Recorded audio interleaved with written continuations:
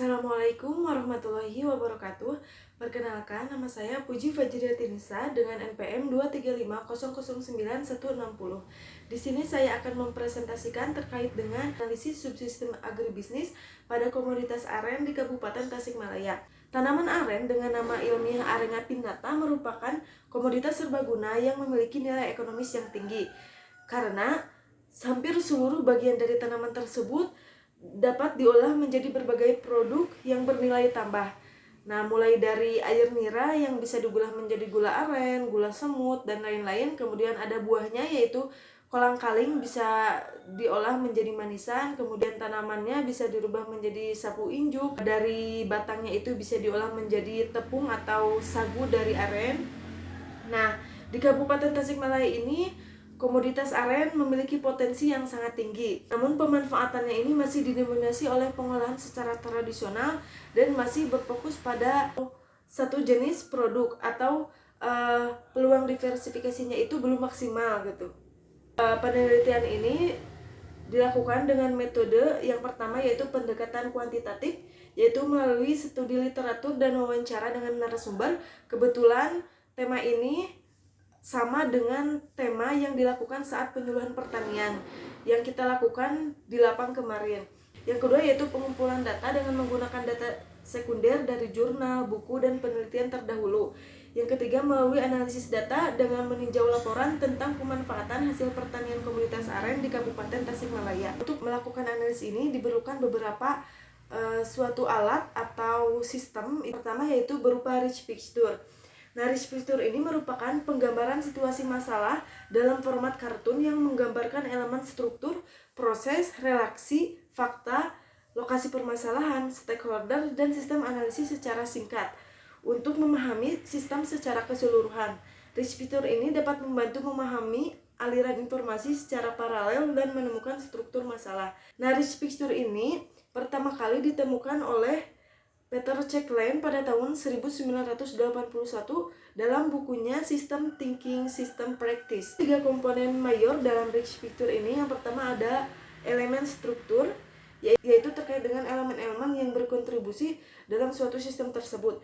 Yang kedua ada elemen proses, yaitu proses-proses yang terjadi seperti transformasi yang dilakukan dalam mencapai tujuan dari sistem bisnis tersebut. Yang ketiga ada relasi, yaitu keterkaitan antara semua pelaku, stakeholder, dan pemangku kebijakan. Bisa dilihat di sini terdapat 22 permasalahan dari sistem agribisnis pada komoditas aren ini.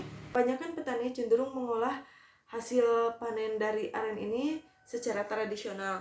Yang keenam, minimnya regenerasi petani. Yang ketujuh, belum maksimalnya pengolahan hasil panen. Hal ini berkaitan dengan inovasi atau diversifikasi produk yang dilakukan. Yang kedelapan, minimnya pengembangan agroindustri berbasis komoditas aren. Berskala besar yang sudah terstandarisasi ini masih sedikit yang melirik pada komoditas aren ini. Yang kesembilan, lemahnya posisi tawar petani dalam penentuan harga. Biasanya harga gula aren cetak di tingkat petani itu ditentukan oleh bandar. Kemudian yang ke-10, belum optimalnya kegiatan promosi produk. Petani tidak melakukan promosi petani tidak melakukan promosi produk secara maksimal.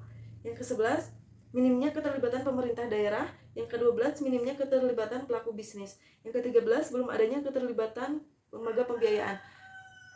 Jadi di sini petani sebenarnya memerlukan modal yang lebih untuk mengembangkan usaha mereka, namun mereka belum memiliki akses kepada permodalan tersebut. Yang ke-14, minimnya keterlibatan akademisi. Yang ke-15, minimnya keterlibatan lembaga research. Yang ke-16, tidak ada organisasi atau kelompok tani yang terstruktur.